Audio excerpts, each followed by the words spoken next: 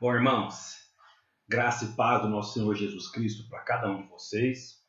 Eu sou o pastor Wagner, pastor da Igreja Presbiteriana do Jardim Novo Mundo, em Goiânia.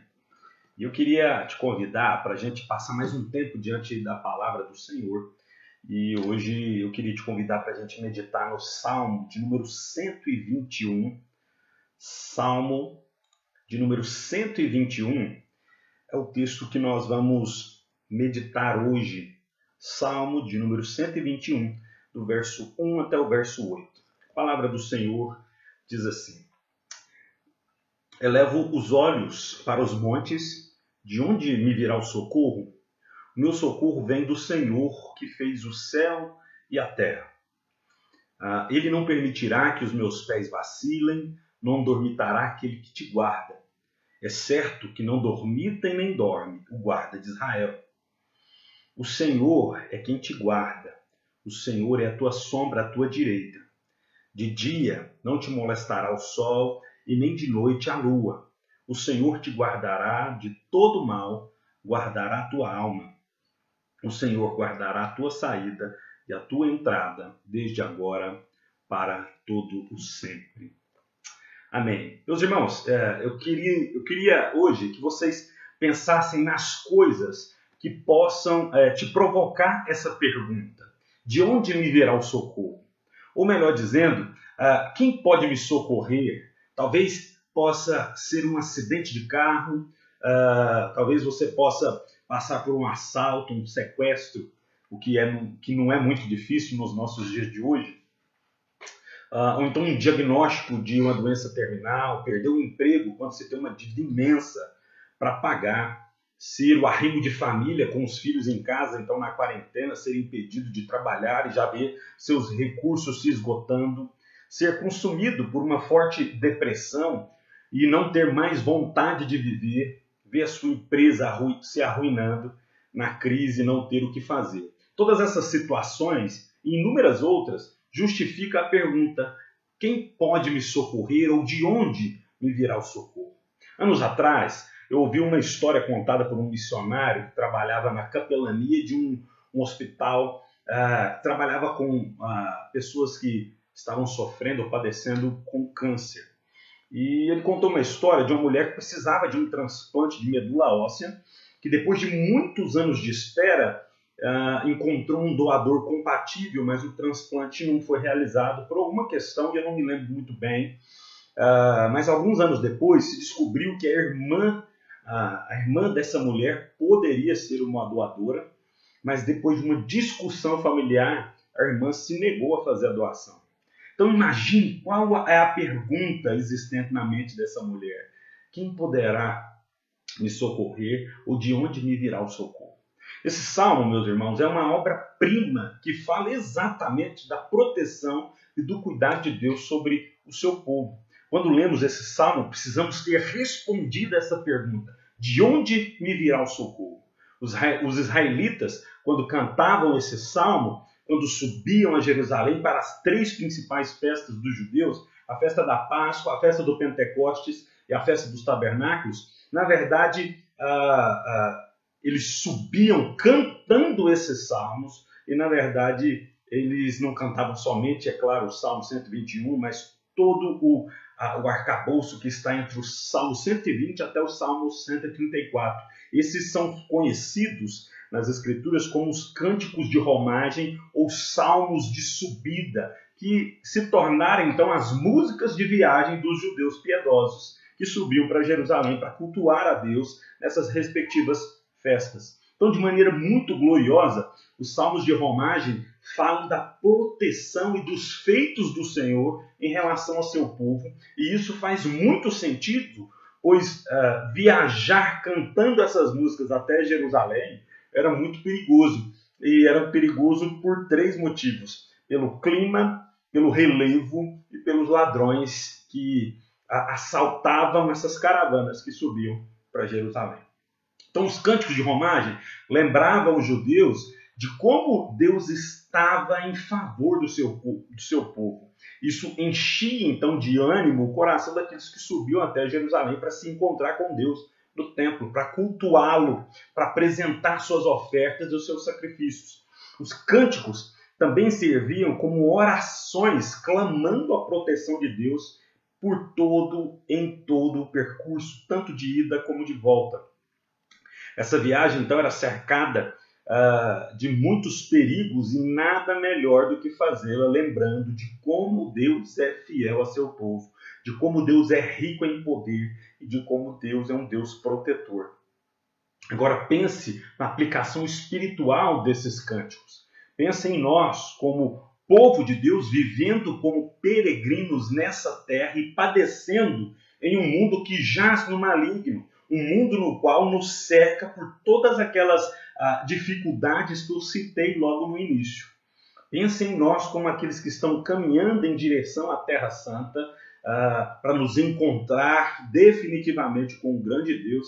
E nesse caminho a gente está passando por várias dificuldades, mas com um cântico nos lábios que Deus, ou melhor, com um cântico nos lábios, nós nos lembramos de quem é o nosso Deus e de onde vem o nosso socorro. O nosso socorro vem daquele que criou terra e céus. Então esse texto fala que Deus é a nossa segurança, Deus é a nossa proteção, Ele é o nosso socorro, e eu queria mostrar para vocês como isso fica evidente nesse texto aqui, de 3 formas bem simples. Primeiro, Deus é o nosso socorro e proteção por todo o trajeto da vida ou toda a nossa existência de adoração. Se você ler novamente aí os versos 1 até o verso 4, você vai perceber como o salmista está descrevendo esse percurso.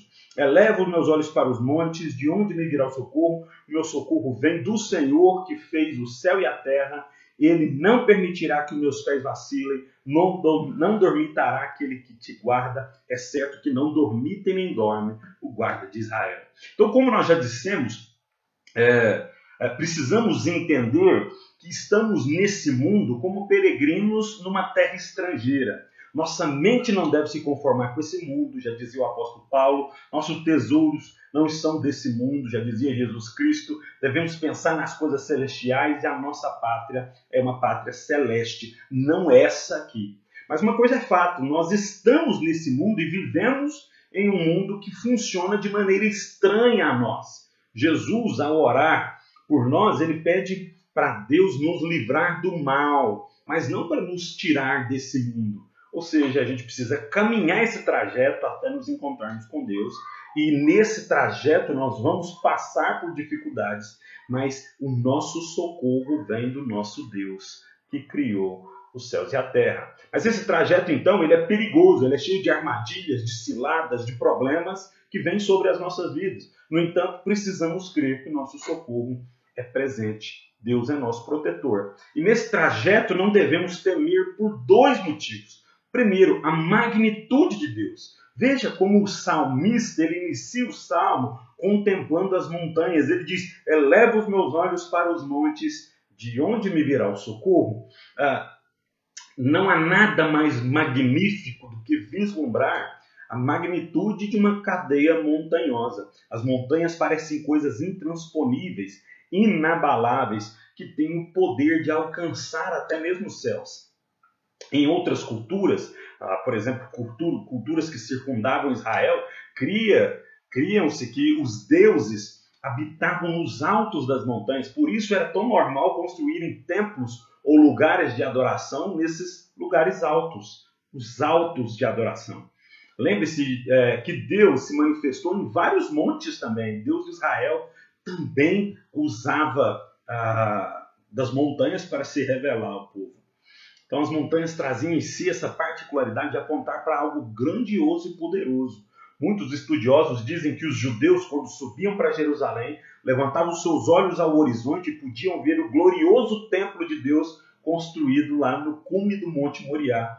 Não podemos esquecer que o templo representava a presença pessoal de Deus e isso era tipificado pela Arca da Aliança que ficava em um cômodo restrito no templo. Entendendo isso, a gente percebe então que o salmista tinha seu coração confortado pela presença de Deus figurada no templo. O viajante judeu, ao contemplar no horizonte o templo de Deus, sentia-se protegido. Sabia que seu ajudador estava ali, presente, manifesto, de maneira concreta, através do templo e da Arca da Aliança.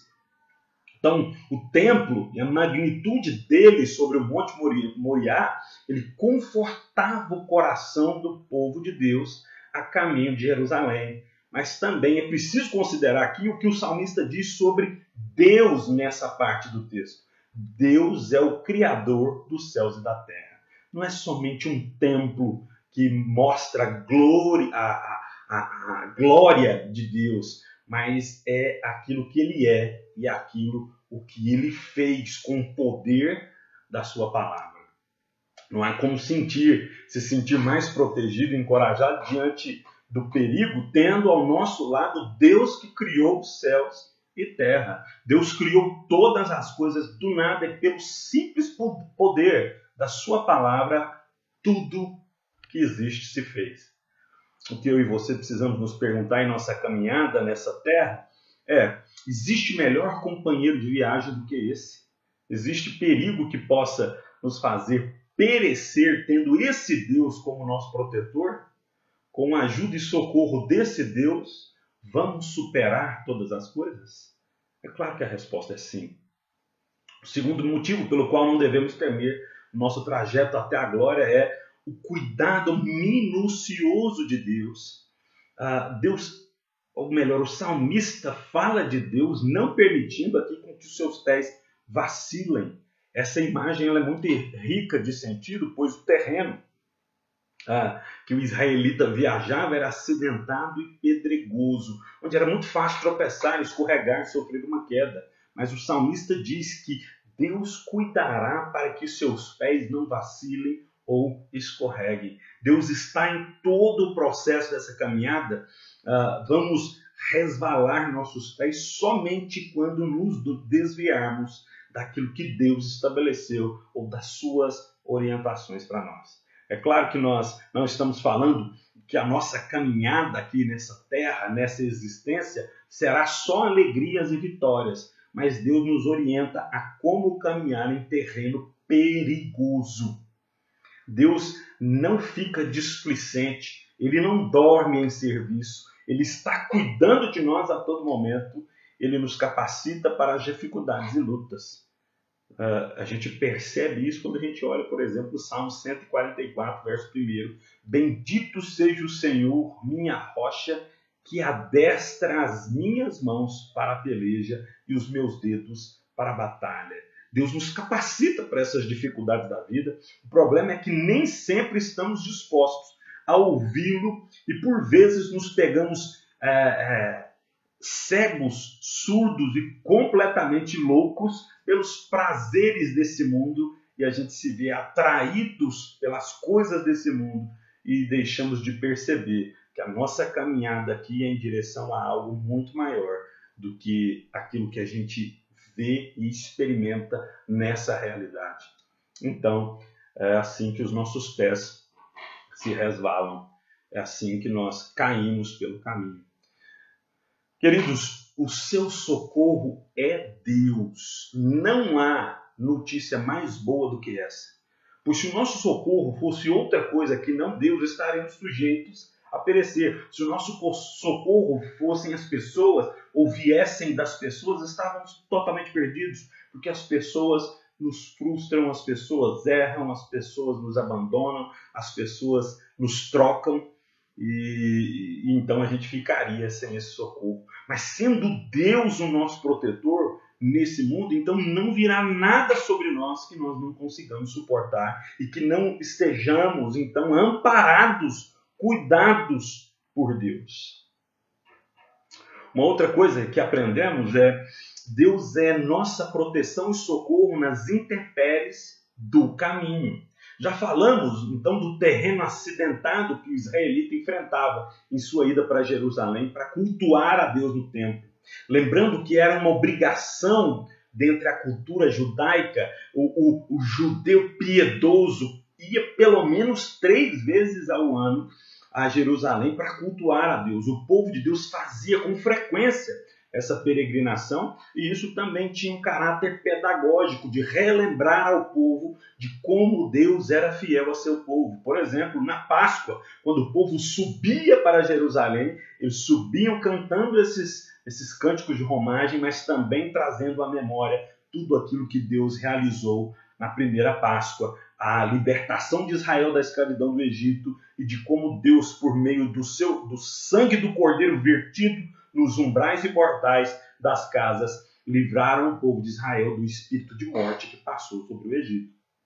Bom, então essa viagem poderia ser bastante dolorosa por conta do clima desértico da Palestina. Durante o dia era muito calor muito intenso, e durante a noite muito frio. Fazendo essa viagem, creio eu, que passava então pela cabeça de todo o povo de Deus, como Deus se mostrou presente e protetor quando acompanhou o povo no deserto por meio da coluna de nuvem, preservando o povo do calor escaldante, e da coluna de fogo, aquecendo o povo do frio congelante. Então o salmista fala mais uma vez dessa proteção de Deus, o apresentando como uma sombra que se coloca à nossa direita. Segundo um autor, um comentarista bíblico, ele diz o seguinte: a ideia do texto é que à sombra do Deus Todo-Poderoso encontramos alívio, consolo, proteção e suprimento para toda necessidade. Sem falar no fato de que o salmista nos apresenta Deus como um Deus que está ao nosso alcance. Ele está à nossa direita, juntamente conosco, nos guardando e protegendo. Se você olhar para um outro salmo, que é muito conhecido também da igreja, Salmo 91, que diz: aquele que habita no esconderijo do Altíssimo, à sombra do Todo-Poderoso descansará. Estar à sombra de Deus é estar próximo a Ele, é desfrutar da segurança e do seu poder. A sombra é algo muito desejável para aquele que caminha debaixo de um sol escaldante, mas não para por aí. Deus é quem nos livra da moléstia do dia, mas também da noite. O Deus que não descansa de cuidar de nós, que nos protege em todos os períodos, tanto no dia como também à noite. Ele nos livra do frio do período noturno, que era o que acontecia com o viajante de Israel. Mas o viajante de Israel, no período noturno, ele também ficava exposto tanto aos ataques dos animais selvagens, como também dos ladrões. À noite é quando o mal se manifesta. É na escuridão que os maus intencionados agem. Nada mais disso, nada disso, ou melhor dizendo, nada disso foge ao olhar atento de Deus. Deus não descansa, Ele não dorme nem cochila quando está no trabalho de nos proteger. E esse trabalho dele é constante, frequente e ininterrupto. Alguns teólogos vão falar que o sentimento de pânico, de estar vulnerável às diversas ameaças durante a noite, pode provocar loucura em alguns viajantes. É exatamente essa situação que deriva, então, essa situação de estar exposto à noite, estar preocupado com isso, é da onde deriva a expressão lunático, que tem a ver de estar exposto à lua. O lunático, aquele que perde a consciência, né, por estar exposto, por estar perturbado por alguma coisa. E essa expressão lunático vem da própria palavra lua. Então o salmista reforça mais uma vez que Deus nos guardará de todo o mal, tanto aquele que vier pelo dia como aquele que vier pela noite. É preciso crer que Deus está sempre pelejando em nosso favor, até aquilo que pareça mal é bem. Deus está, então, sempre do nosso lado. É isso que eu e você precisamos entender quando nós lemos o Salmo 121. E isso que nós precisamos entender na nossa caminhada cristã até que Cristo venha para resgatar a sua igreja. O Senhor está sempre conosco. Deus é Deus conosco. O Deus que servimos é o Deus que nos oferece proteção e socorro em qualquer que seja a situação que estivermos passando. Nossa viagem, ela continua. Como citei na introdução, podemos ser atingidos de cheio por vários problemas, mas é preciso lembrar que Deus, Jesus Cristo e o Espírito Santo estão sempre conosco. Deus, o Criador de todas as coisas, Jesus, aquele que por amor de nós venceu a morte, e o Espírito Santo, nosso Consolador, está conosco sempre, em cada passo que damos nessa nossa árdua caminhada. Jesus Cristo já dizia que era preciso ter bom ânimo, porque ele havia vencido o mundo. E por fim, Deus é nossa proteção e socorro para toda a eternidade. Veja o verso 8. O Senhor guardará a tua saída e a tua entrada, desde agora e para sempre. O salmista fala de um Deus que guarda a nossa entrada e a nossa saída, ou seja, toda a nossa vida ou todo o nosso percurso, ele vai guardar e vai guardar para sempre. O maior empecilho para se acreditar nisso são as ameaças de morte que experimentamos dias após dias. As doenças, catástrofes, acidentes nos levam a pensar que por algum motivo Deus deixou de nos guardar. Penso que isso tudo tem a ver com como lidamos com a própria morte. Quando olhamos para a vida nessa existência transitória como a melhor de todas as coisas, a melhor de todas as opções, e temos a morte como algo negativo, vamos sempre pensar que as dificuldades da vida são fruto do descuido de Deus. Essa semana eu li uma coisa que me deixou de queixo caído, de um autor que eu vou compartilhar com os irmãos, chamado Kevin Van Hooser. E ele diz o seguinte: quando a criatura se vê como criatura, a finitude não precisa produzir medo e desespero esmagadores que temos de disfarçar com uma percepção errônea da realidade. Ele está dizendo, quando a gente se percebe, quando a gente entende que somos criaturas e que somos finitos, isso não precisa produzir medo nem desespero em nós. E a gente não precisa disfarçar as coisas com medo de que somos finitos. E ele continua dizendo, enfrentar a morte é a principal motivação da vida humana abundante, pois a morte é um elemento fundamental de quem está maravilhado e fascinado com o que vem antes dela, a vida. Quando nos preparamos para morrer, aprendemos a viver. Isso é muito interessante. Eu queria que você pensasse nisso. Nós vivemos tão preocupados em anular a morte que deixamos de viver essa vida que temos na sua excelência. Nós ficamos tão preocupados em lutar contra aquilo que são as nossas ameaças de morte, que a gente deixa de viver a excelência do cuidado e da proteção que Deus tem para nos oferecer. Para o cristão, a nossa vida é totalmente guardada em Deus. Nada foge do seu controle, inclusive as ameaças de morte que chegam até nós.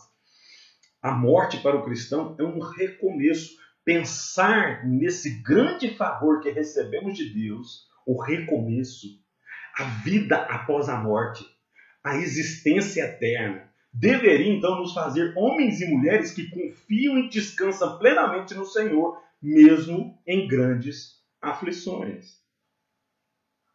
Quando a gente pensa sobre a morte e o que virá após ela, deveria nos motivar a viver essa existência de maneira muito mais gloriosa e confiante em Deus.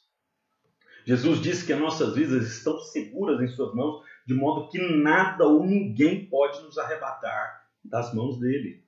Pensando na morte, desfrutamos de vida abundante. As ameaças e dificuldades da vida deveriam nos fazer olhar para a cruz e perceber quão grande proteção e socorro Deus nos ofereceu em Cristo. De onde virá o meu socorro? O meu socorro vem daquele que criou, sustenta e conserva todas as coisas, o nosso Deus. Queridos, hoje nós falamos da proteção e do socorro que temos à nossa disposição em Deus. Deus é a nossa proteção e socorro em toda a nossa vida aqui nessa terra. guardar em todas as circunstâncias, independente das dificuldades que possamos enfrentar. Ele continua sendo o nosso socorro e proteção, e Deus é socorro e proteção para toda a eternidade. Mas eu queria concluir te fazendo uma só pergunta: de onde é que você espera que virá o seu socorro? Isso vai determinar como você vai lidar com as dificuldades da vida. De onde você espera que virá o seu socorro? O seu socorro só pode ser o Senhor. E só pode desfrutar desse socorro aquele que se entrega plenamente a esse Senhor, que é Deus protetor, que é sombra que nos guarda, que é aquele que nos sustenta, impedindo com que os nossos pés vacilem, que é aquele que não cochila e nem dorme, que a todo momento Ele está a nos abençoar e a cuidar de nós. Quando nós nos deitamos e dormimos, Ele continua a pelejar por nós. Esse é o Deus que guarda todo o seu caminho, da sua entrada à sua saída, da sua chegada ao seu retorno. Ele promete te sustentar e te proteger e não te desamparar. Esse é o Deus que te guarda de todo mal, seja de dia, seja de noite. Mas só pode desfrutar desse cuidado aquele que se entrega verdadeiramente a Ele. Aquele que entrega o seu coração verdadeiramente a Ele. Quero orar por você e eu queria que você, juntamente comigo, fizesse essa oração de entrega ao Senhor. Pai, no santo nome de Jesus, o Senhor sabe, ó Pai, das dificuldades que temos. O Senhor conhece a nossa história. Afinal de contas, o Senhor não fica displicente. O Senhor nos conhece. O Senhor sabe de tudo o que está acontecendo conosco. Ó Pai, nós lemos aqui hoje a respeito da sua proteção, a respeito do teu cuidado. E essa pergunta, de onde nos virá o socorro, ela é respondida pelo salmista de maneira tão gloriosa. Senhor, nós queremos desfrutar dessa segurança. Nós, na verdade, precisamos, Pai. Porque sem essa palavra de proteção, de cuidado divino, acabam-se as nossas esperanças, Pai. Nós precisamos de um Deus que cuida de nós. Por precisarmos ao Senhor Deus, é que nós nos achegamos ao Senhor em oração e nos entregamos plenamente diante do Senhor. Toma nas tuas mãos, Pai, toda a nossa peleja, todas as nossas lutas, todos os nossos dilemas. O que a gente deseja, Senhor Deus, é que o Senhor seja o nosso amparo e a nossa segurança. Em nome de Jesus que nós oramos ao Senhor. Amém.